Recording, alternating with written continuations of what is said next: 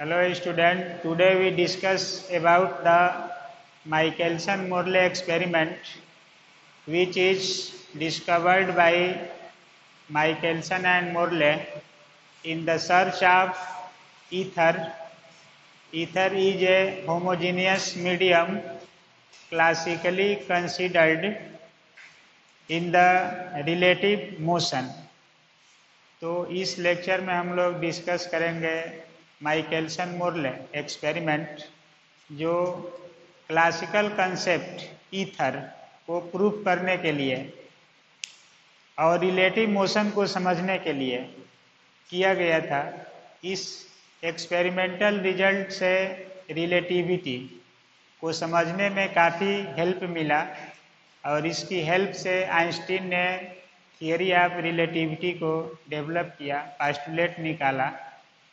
तो इस एक्सपेरिमेंट का रिजल्ट क्या है, इसमें किस चीज़ के बारे में डिस्कशन किया गया है, तो ये एक टर्म हम लोग एक्सप्लेन करेंगे। वही माइकलसन मोरले, जैसे क्लासिकली कहा गया था कि लाइट वेव नहीं है, पार्टिकल है, रेज है, लेकिन हाइगेंस ने कहा कि लाइट वेव है। तो वेव को चलने के लिए मीडियम चाहिए, तो हाइगेंस ने कहा कि ईथर एक मीडियम होगा जो पूरे ब्रह्मांड में यूनिफॉर्मली डिस्ट्रीब्यूट है और उसी के रिलेटिव कोई भी मोशन होती है।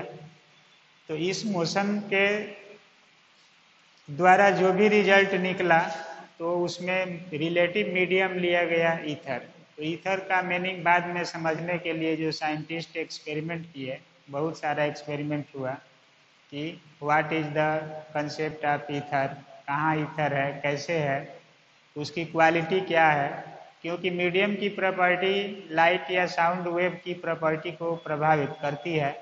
तो मीडियम का नेचर कैसा है, क्या एज्यूम किया गया है, उसका रियलाइजेशन क्या है, ये सभी फैक्ट को खोजने के लिए तमाम साइंटिस्ट एक्सपेरिमेंट पर लगे हुए थे, जिसमें माइकलसन मोरले एक्सपेरिमेंट एक सक्सेसफुल एक्सपेरिमेंट है। और इस एक्सपेरिमेंट के द्वारा ये सिद्ध किया गया कि रिलेटिव मोशन अगर हो रहा है तो स्पीड ऑफ लाइट पर कोई इफेक्ट रिलेटिव मोशन या ईथर का या अर्थ के मोशन का कोई प्रभाव नहीं पड़ता है। इसी ऑब्जर्वेशन से आइंस्टीन की थियरी को सपोर्ट मिला और एक पोस्टुलेट मिला, constancy of speed of light in the relative motion. तो इस एक्सपेरिमेंट का कंक्लूजन क्या है ये हम लोग एक्सप्लेन करेंगे। और इसमें एक टर्म आता है negative result of Michelson Morley experiment. तो सर्च ऑफ ईथर के लिए ये एक्सपेरिमेंट किया गया था, लेकिन ईथर का कोई मीनिंगफुल कंसेप्ट नहीं मिला। तो जिस चीज़ की खोज के लिए ये हो रहा था वही नहीं मिला, यानी आपका जो लास्ट टारगेट था वो मिला नहीं, तो इसको कहा जाता है negative result in the Michelson Morley experiment. और निगेटिव रिजल्ट ही थियरी ऑफ रिलेटिविटी के लिए पॉजिटिव सपोर्ट बना और वही support special theory of relativity का पोस्टुलेट निर्धारित कर दिया और यहीं से इसका डेवलपमेंट शुरू हो गया। तो इसमें हम लोग एक्सप्लेन करेंगे माइकलसन मोरले एक्सपेरिमेंट का मैकेनिज्म एंड फाइनल डिसीजन या कंक्लूजन क्या मिला। तो आइए देखते हैं इसका मीनिंग क्या है। तो इसमें यह एक्सप्लेन किया गया कि माइकलसन मोरले से जैसे लाइट है, तो लाइट वेव है और इस वेव को चलने के लिए मीडियम इज रिक्वायर्ड, और जो मीडियम रिक्वायर्ड होगा उसी को कहा गया था such required medium is classically assumed as ether, assumed as ether। तो ईथर का मीनिंग है, जैसे ईथर को मान लिया गया था कि ether is a homogeneous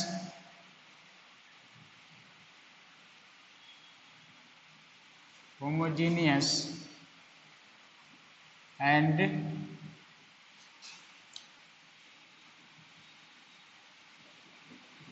universal medium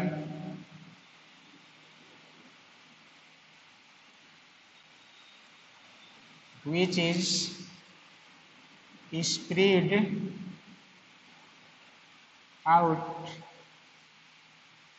in the whole universe. इसमें ये कहा गया। और माइकलसन मोर्ले एक्सपेरिमेंट का जो टारगेट था यही था कि जो होमोजीनियस है, यूनिवर्सल मीडियम है और पूरे यूनिवर्स में फैला हुआ है, वो है क्या। तो यहाँ पर मिला कि जो सर्च ऑफ ईथर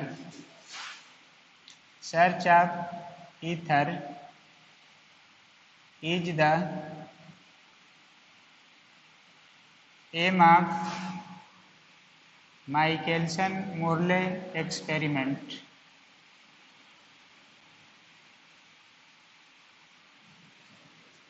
तो माइकलसन मोर्ले एक्सपेरिमेंट का जो एम था वो था सर्च ऑफ ईथर, क्या है, कैसे है, जो क्लासिकली एज्यूम किया गया था। तो इसका एक्सपेरिमेंटल जो अरेंजमेंट है, एक्सप्लेनेशन है, वो इस तरह से है। जैसे माइकलसन इंटरफेरोमीटर, फिजिकल ऑप्टिक्स में सब लोग पढ़े हैं इसको।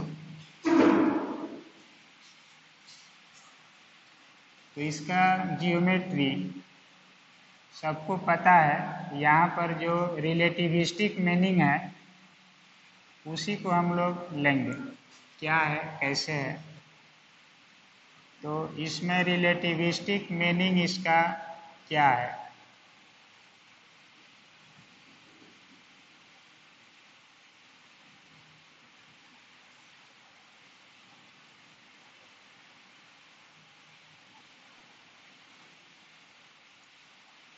इसकी जियोमेट्री क्या है, किस तरह से ये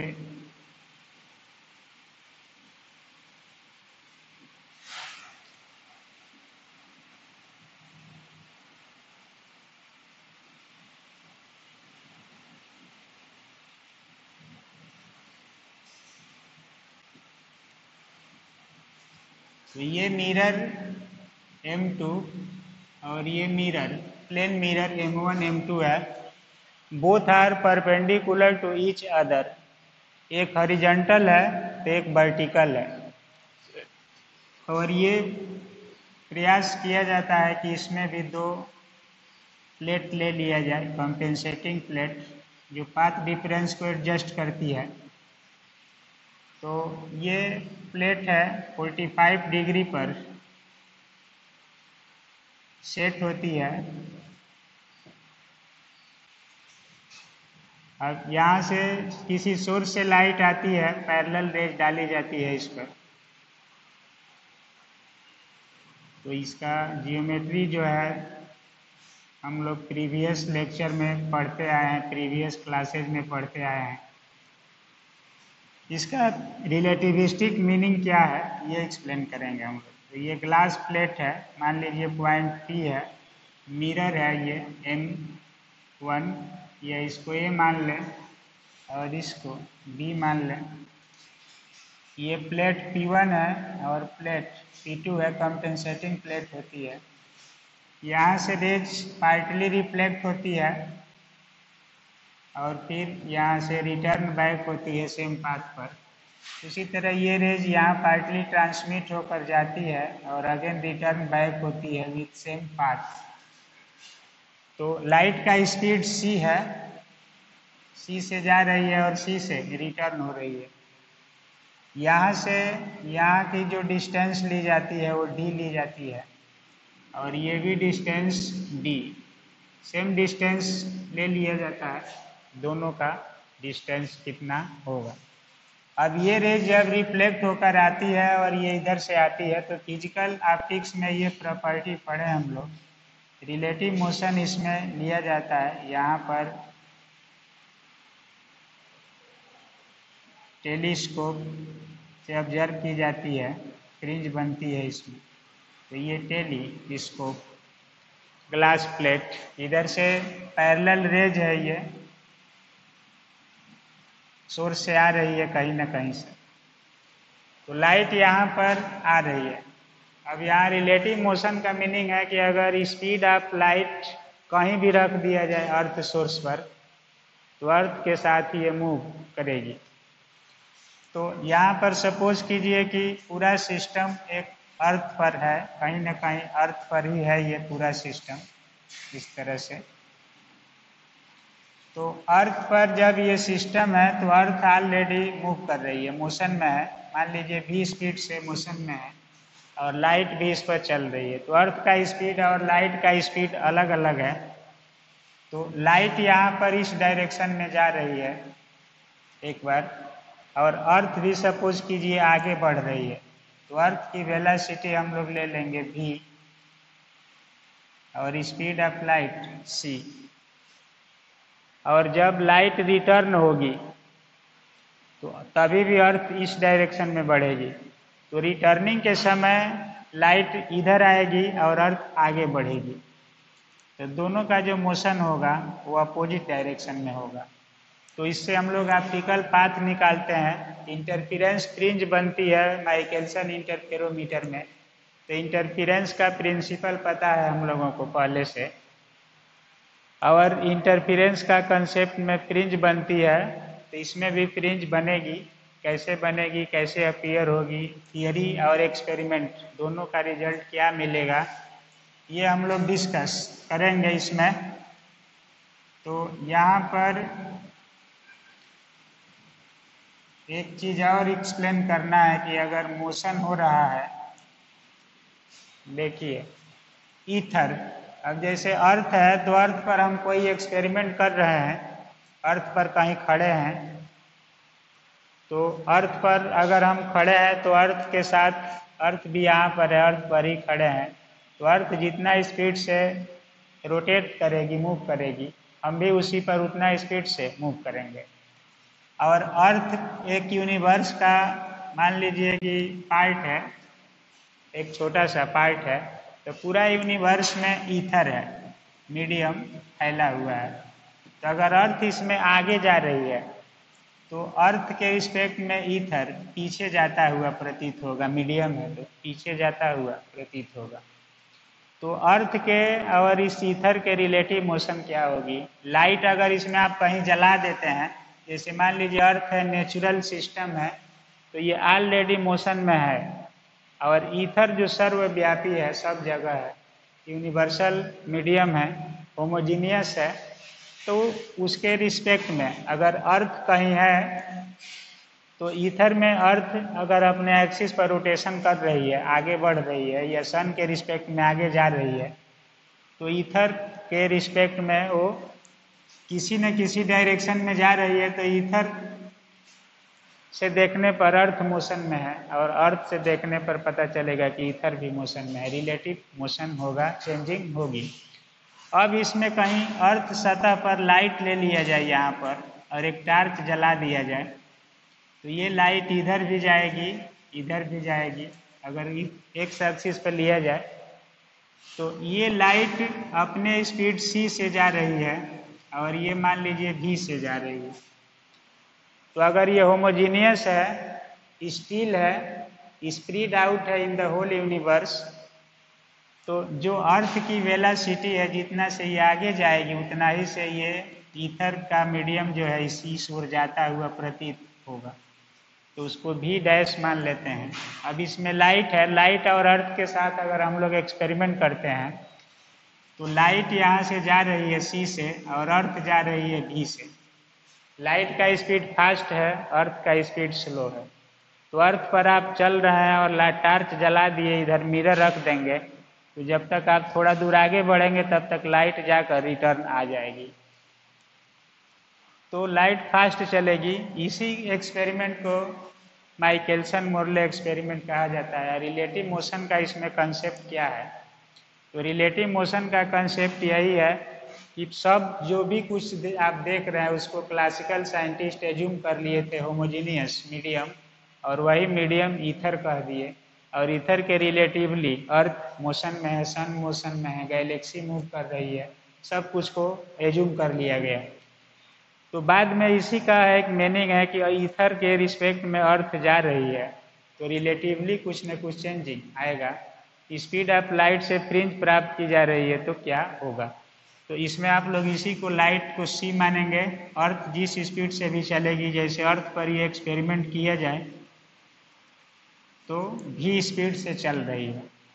कभी ये यहाँ से जब लाइट जा रही है तो इतना आप लोगों के पास प्रीवियस नॉलेज है कि माइकलसन इंटरफेरोमीटर में क्या होता है, उसको हम लोग यहाँ जिक्र नहीं करेंगे, वो अलग टॉपिक था जिसको सबको पढ़ाया गया है।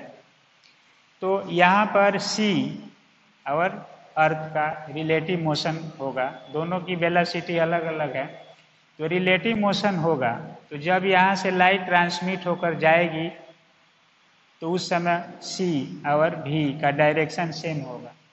जब लाइट रिटर्न होगी तो उस दौरान लाइट का स्पीड अपोजिट होगा अर्थ के स्पीड से, तो भी इधर जा रहा है, सी इधर आ रहा है। तो ये आप लोग पढ़े हैं कि जब दोनों बॉडी सेम डायरेक्शन में चलती है, भी है और भी भी, या मान लीजिए कि एक सी है और एक भी है, तो इसका रिलेटिव स्पीड होता है सी माइनस भी। और जब एक सी इधर जा रहा हो और भी इधर जा रहा हो तो इसका रिलेटिव स्पीड है सी प्लस भी। तो इतना भी आपके पास प्रीवियस नॉलेज है कि रिलेटिव वेलोसिटी कब माइनस होता है और कब प्लस होता है, एक दूसरे के साथ ऐड होता है। तो ये सब हम लोग कंसेप्ट यूज करेंगे। तो ये अंडरस्टैंडिंग पॉइंट है, इसको आप लोगों को एक्सप्लेन करा दिया गया, जहाँ यूज करना होगा करेंगे। अब देखिए मीनिंग एक,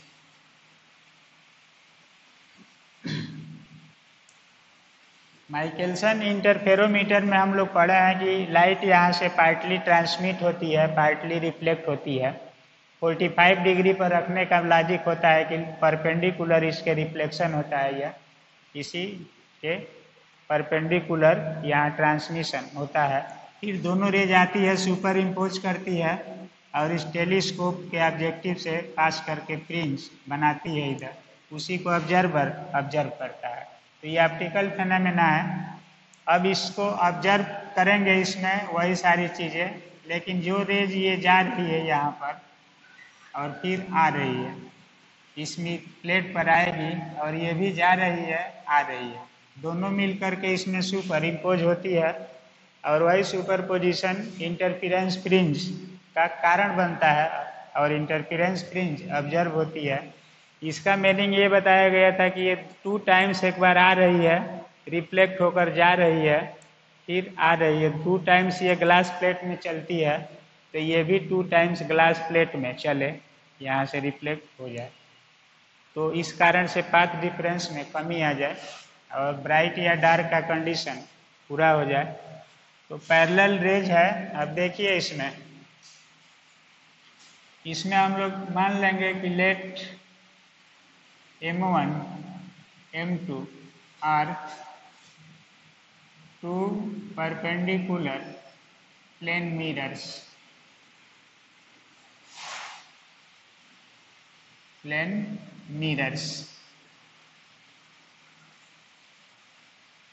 इसमें M1 M2 2 perpendicular plane mirrors है।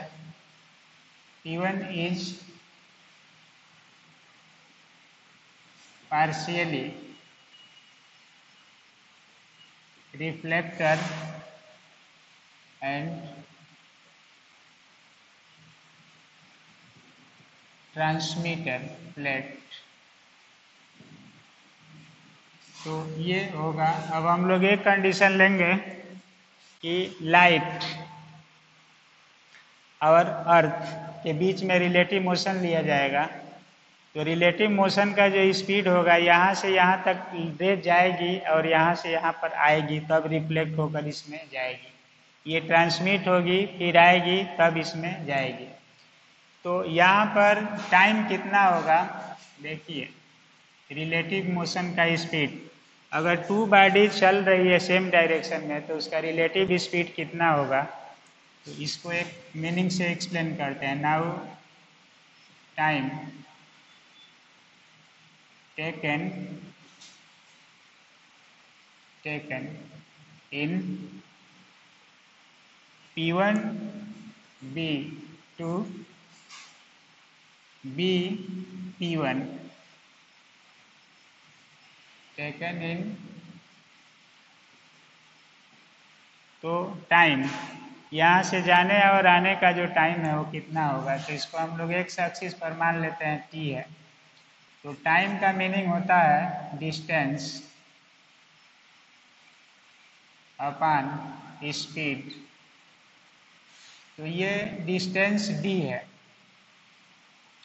जाने का स्पीड है। अब यहाँ पर डिस्टेंस को टू पार्ट में कर लेंगे हम लोग। जैसे मान लीजिए कि P1 B अपान P1 B अपान C माइनस भी, क्योंकि ये रिलेटिव स्पीड होगा दोनों का, और प्लस बी P1 बटा में C प्लस भी। जब इधर रे जाएगी तो सेम डायरेक्शन में होगी, तो रिलेटिव स्पीड कितना होगा, दोनों के डिफरेंस के इक्वल होगा। जब अपोजिट जाएगी तो दोनों के सम के इक्वल होगा। तो डिस्टेंस अपान स्पीड, अब इसको हम लोग लिखते हैं C माइनस भी और ये D C प्लस भी। अब ये हो जाएगा D C plus D B और plus D C minus D B upon C square minus B square. तो डी भी कैंसिल हो जाएगा, ये हो गया 2DC upon C square minus B square. इतना एक्सप्लेन कर सकते हैं, या 2DC अपान सी स्क्वायर को कॉमन कर ले तो वो P square by C square. इतना भी लिख सकते हैं, एक सी से कैंसिल हो जाएगा तो ये बचेगा 2D by C 1 minus B square by C square का पावर माइनस 1। इतना लिख सकते हैं इसको। अब देखिए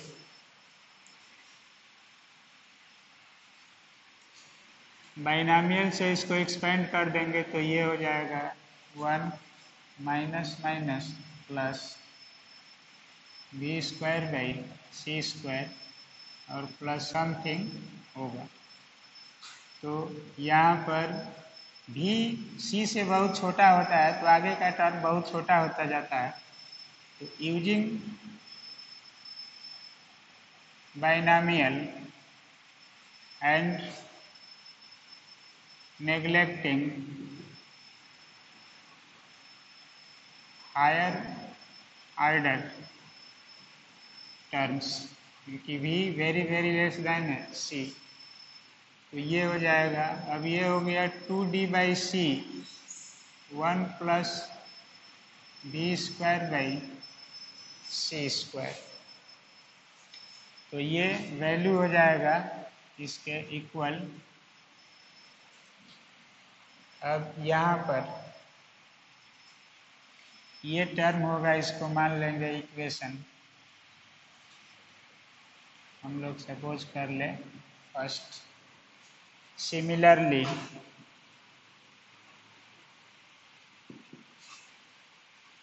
find time to going distance P1A and returning distance A to P1 as, देखिए ये टाइम लिया गया, अब ये रे जाएगी यहाँ से रिटर्न होकर आएगी, तो इसका टाइमिंग क्या होगा ये हम लोग एक्सप्लेन करेंगे।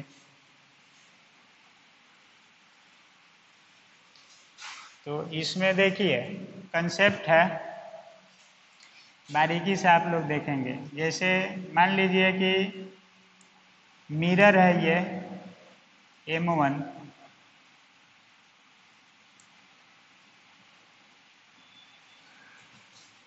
इसको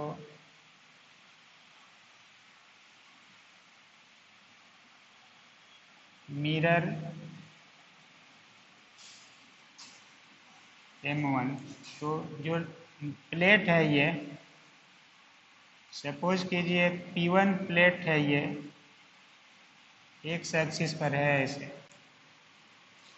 तो लाइट यहाँ पर जाना था, तो जब लाइट यहाँ से ट्रांसमिट होगी तो लाइट इस मिरर पर जाने की कोशिश कर रही है, जाएगी, लेकिन तब तक जब लाइट यहाँ से जाएगी तो मिरर अर्थ पर सेट है, अर्थ भी स्पीड से आगे जा रही है। जब तक लाइट यहाँ से जाएगी तो कुछ टाइम लगेगा, तब तक मिरर कुछ आगे बढ़ जाएगा। तो यहाँ से लाइट सीधे इस पर न जा करके लाइट जो होगी इधर तिर्यक पाथ अप्लाई करेगी, ऐसे यूज करेगी। तो ये है इतना। जब लाइट यहाँ से इस मिरर से रिटर्न होगी M1 से, जब नीचे आएगी ये इधर आएगी, रिफ्लेक्ट होकर आना चाहती है प्लेट पर, तब तक फिर ये इसके सामने पहुँच गया है प्लेट। अब जब लाइट यहाँ से रिटर्न होगी मिरर से, तब तक ये प्लेट फिर आगे बढ़ जाएगी कुछ, क्योंकि भी स्पीड से चल रही है ये। तो उस कंडीशन में जब लाइट का ऑब्लिक पाथ होगा ऐसे, और ये प्लेट यहाँ पर चली जाएगी P1, भी स्पीड से जा रही है और ये C स्पीड है, तो यहाँ से रिटर्न होगी C स्पीड से आएगी, और ये डिस्टेंस है भी स्पीड से जा रही है। तो यहाँ पर V की वैल्यू क्या होगी, इस डिस्टेंस को कवर करेगा, तो एक बार जा रहा है एक बार आ रहा है, तो ये तो फिक्स रहेगा। लाइट का जो ऑब्लिक पाथ हो गया तो इसका रिलेटिव स्पीड क्या होगा। तो देखिए एक ट्राइएंगल से आप समझेंगे इसको। जैसे मान लीजिए कि ये स्पीड है और ये स्पीड है और एक स्पीड ये है,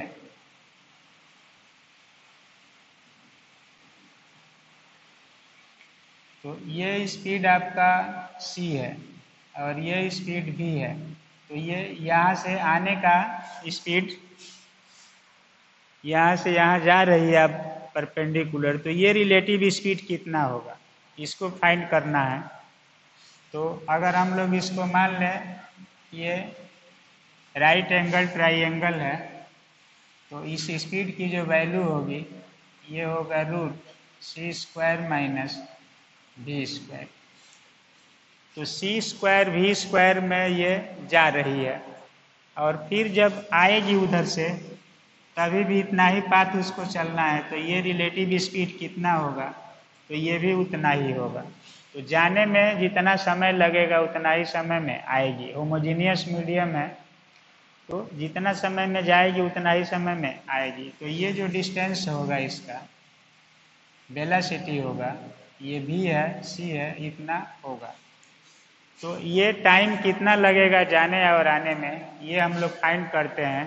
तो देखिए आप लोग, इसको लिया जाएगा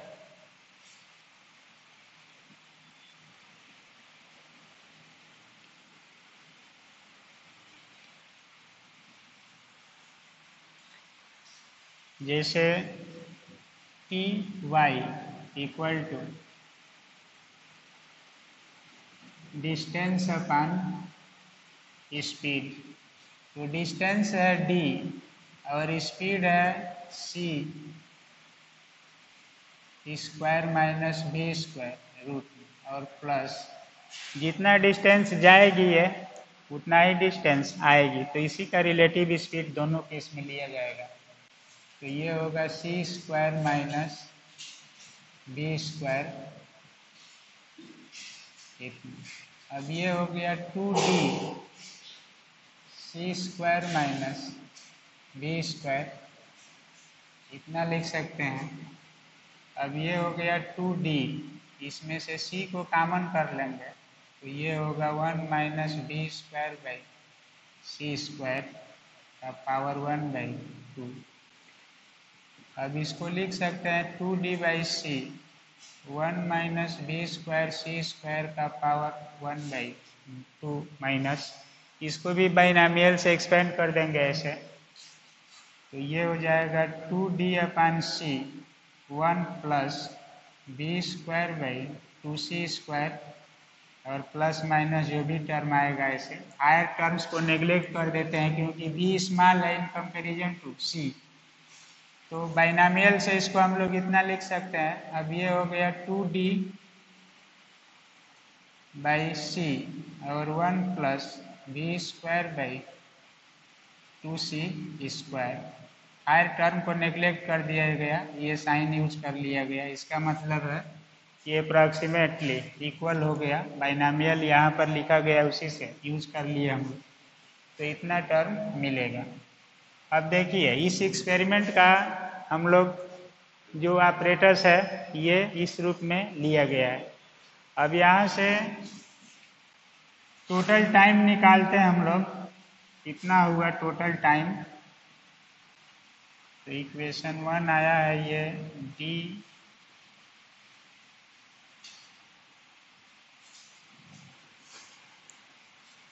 इक्वेशन 1 आया था 2d अपान सी स्क्वायर ऐसे dx।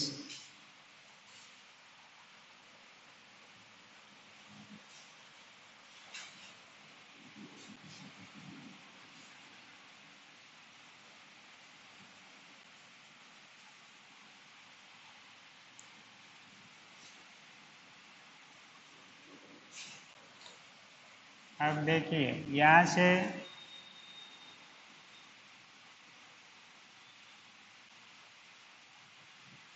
To D by C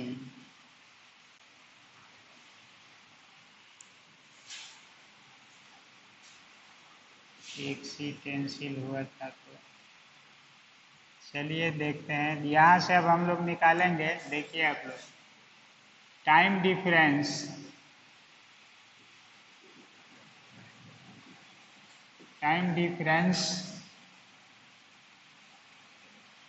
between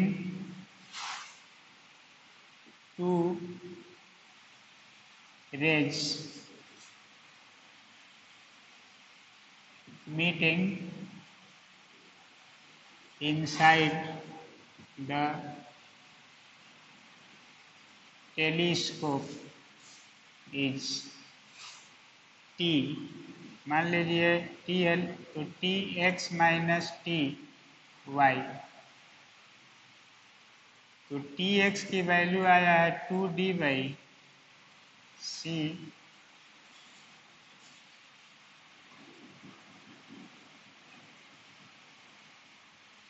2d by C, और ये था 1 plus B square by C square, और माइनस दूसरा टर्म निकला है 2d by C 1 plus B square by 2c square. तो यहाँ से मान 2d बाई सी कॉमन कर लेंगे, तो 1 plus B square by 2c C square, और माइनस 1, और ये हो गया minus B square by 2c square. तो ये इससे कैंसिल हो जाएगा 2d बाई सी। अब इसको आप लिख सकते हैं, एलसीएम ले लेंगे तो ये हो जाएगा B square by 2c square. तो यहाँ पर 2 से 2 कैंसिल हो जाएगा, डी और V square by C cube, ये होगा टाइम डिफरेंस। अब देखिए इस मैथमेटिक्स का मीनिंग क्या है, कैसे ये हम लोग मीनिंगफुल बनाएंगे, इसे देखना है। इतना हो गया टाइम डिफरेंस। अब इसमें हम लोग लेंगे नाउ पाथ डिफरेंस इज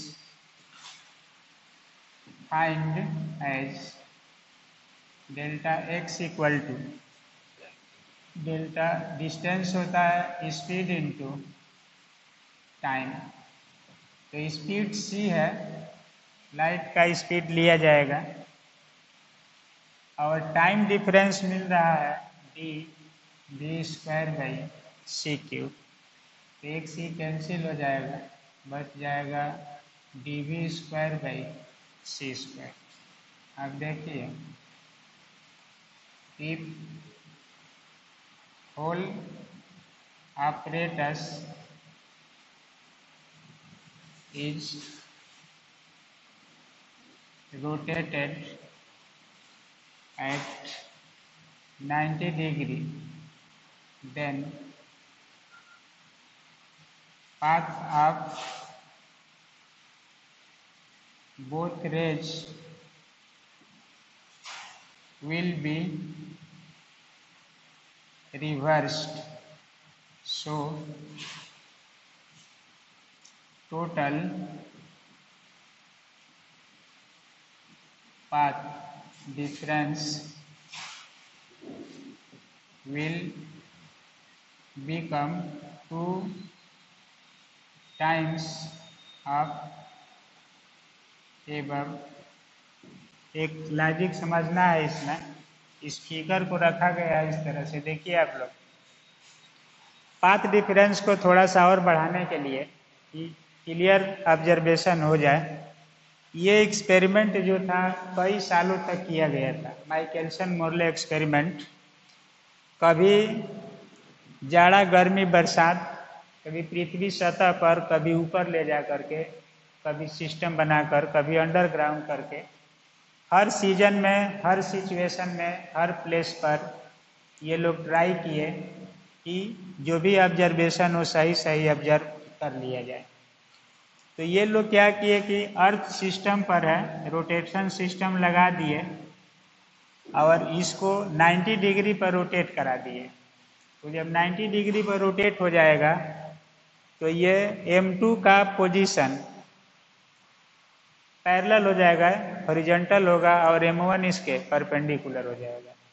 फिर लाइट जो होगी, जो पाथ यहाँ से यहाँ ट्रेवल कर रही थी वो इस पर आ जाएगी, और जो इस पर ट्रेवल कर रही थी वो मान लीजिए नीचे आ जाएगी, इस तरह के पाथ पर चलने लगेगी। तो फिर उतना ही पाथ डिफरेंस मिलेगा, क्योंकि लाइट या अपरेटस के कोई भी पार्ट में इधर उधर प्लेसमेंट नहीं हुआ है, केवल रोटेट करा दिया गया। तो पाथ ये 2 टाइम्स हो गया।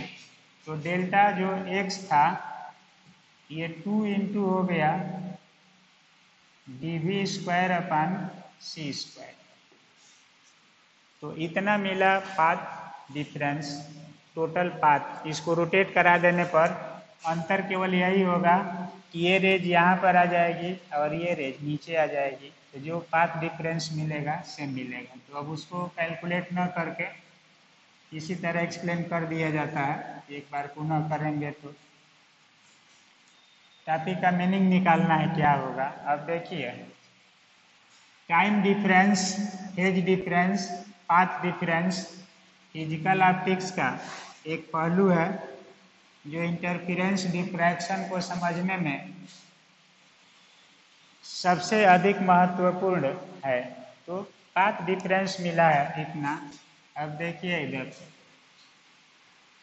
Now path maxima of light intensity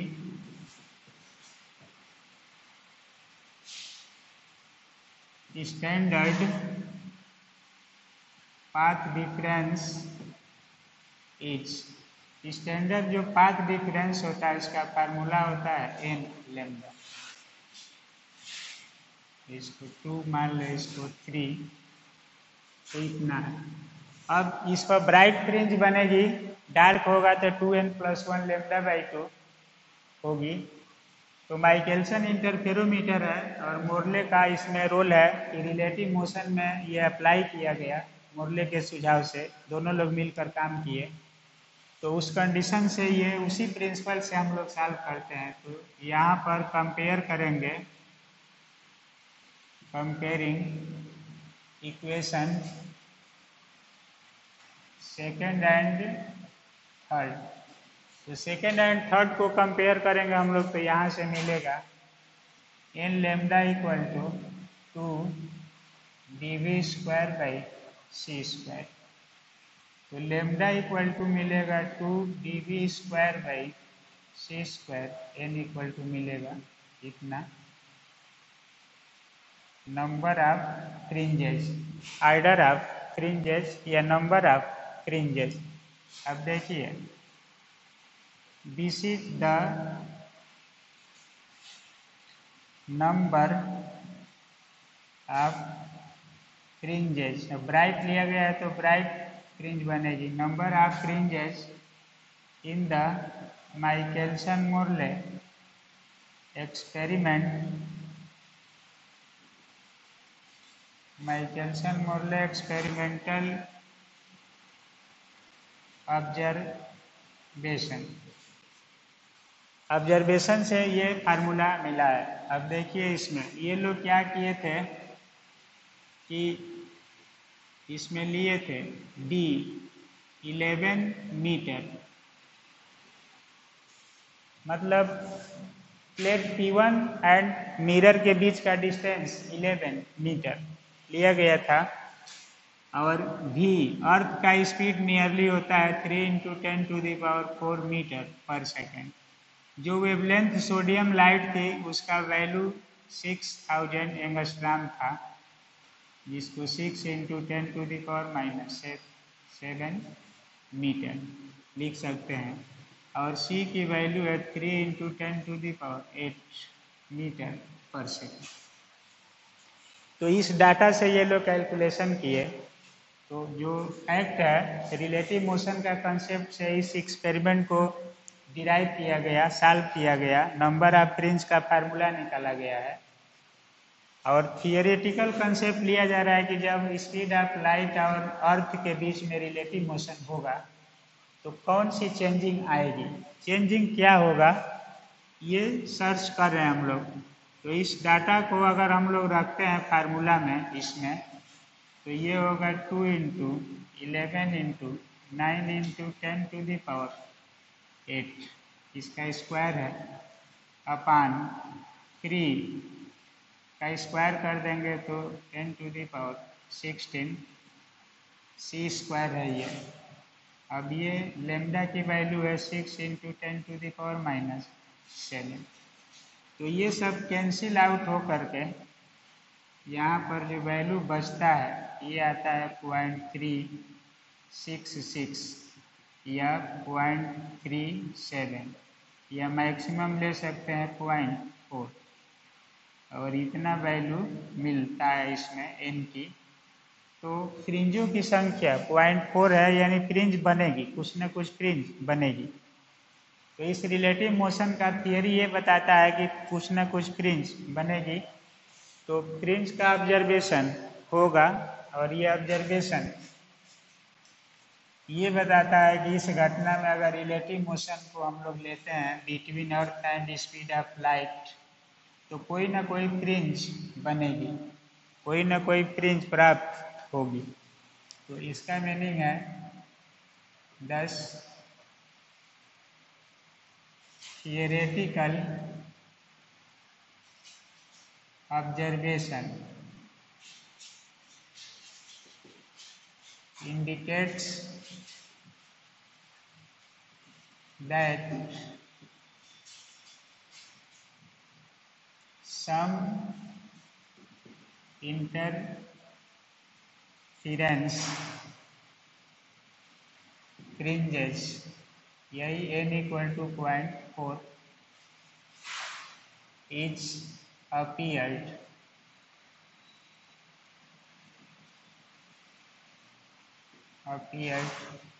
in the relative motion of light and earth।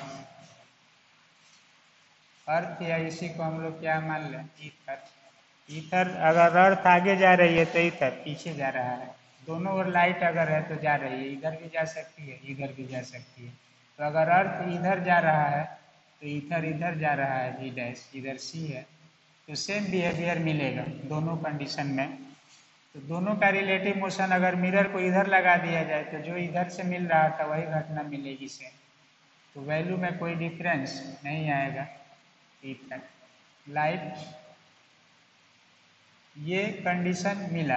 अब देखिए आप लोग, मीनिंग ये है, टॉपिक थोड़ा बड़ा है, कि जब थियोरेटिकल ऑब्जर्वेशन सही है, कोई इसमें कहीं पर मिस्टेक नहीं है, कई साइंटिस्ट इसको चेक किए, कई सालों तक किया गया, तो बेसिक कंसेप्ट से फार्मूला निकला और फैक्ट रखा गया। तो थियरी कहती है कि कोई न कोई फ्रिंज मिलना चाहिए, लेकिन जब माइकलसन मोरले एक्सपेरिमेंट हो रहा था तो माइक्रोस्कोप या टेलीस्कोप से जो फ्रिंज देखी जाती है, ये पढ़े थे आप लोग, सेकेंड ईयर के कोर्सेज में रहते हैं आप, फिजिकल ऑप्टिक्स या फर्स्ट ईयर।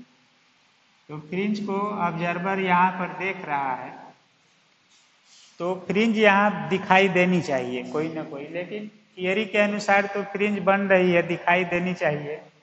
जब ये एक्सपेरिमेंट किया गया तो इस एक्सपेरिमेंट में ये पाया गया कि किसी भी सीजन में, किसी भी सिचुएशन में, किसी भी पोजीशन पर, कभी तेल में डुबो कर किया गया, कभी पानी में, कभी इस तरह एयर में, कभी ग्राउंड में ले जा करके, कभी स्पेस में स्टैंड बना करके, तमाम तरह का प्लानिंग किया गया कि कोई फ्रिंज इसमें ऑब्जर्वर द्वारा दिखाई दे दे।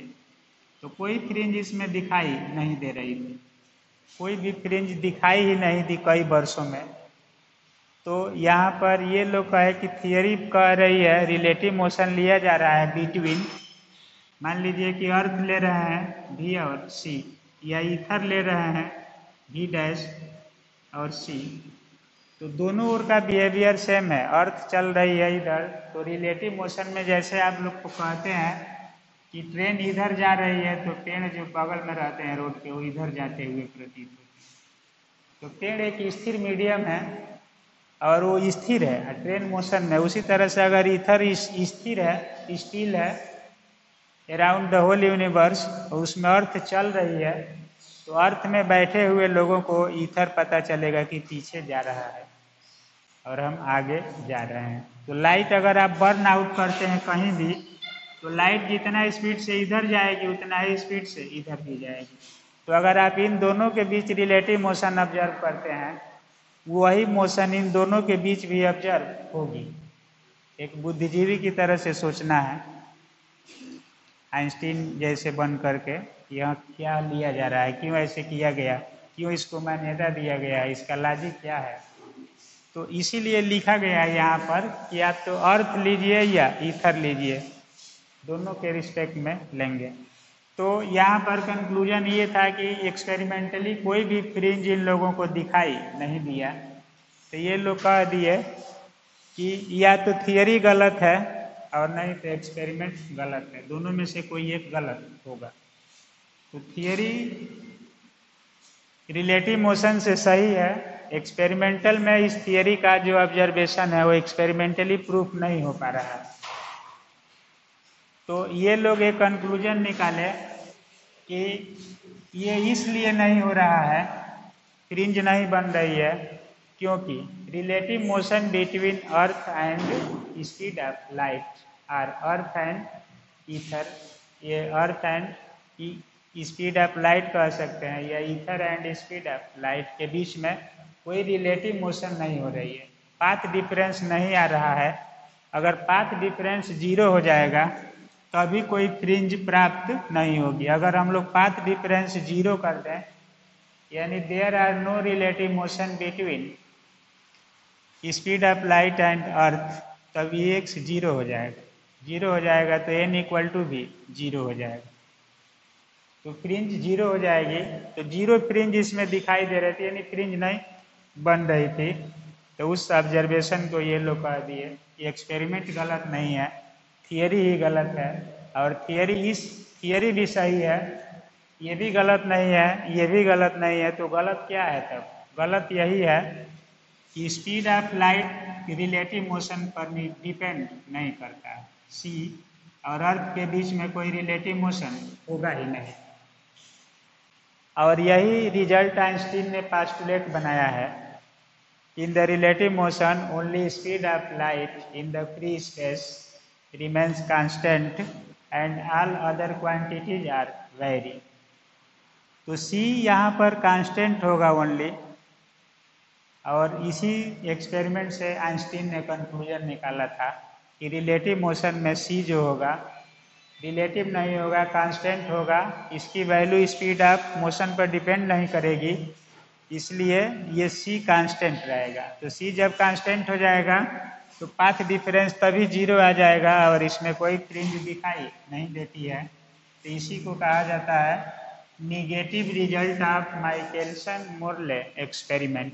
मतलब खोजने चले थे ईथर का concept, relative motion with respect to earth and speed of light, but there is no any gain।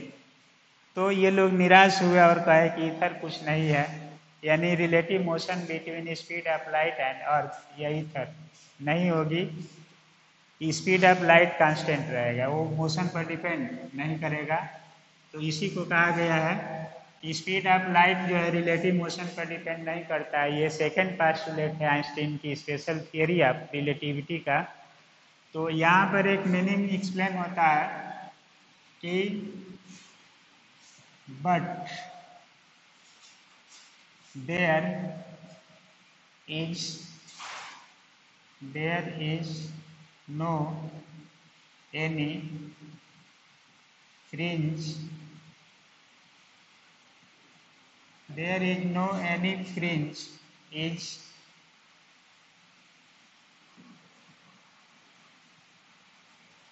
experimentally observed।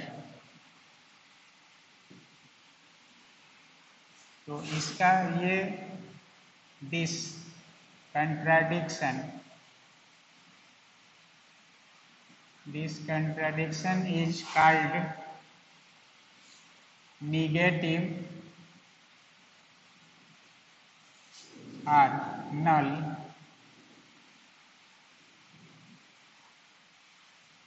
result of Michelson-Morley experiment। Michelson Morley experiment. अब देखिए इसका मीनिंग है physically this means that there is no any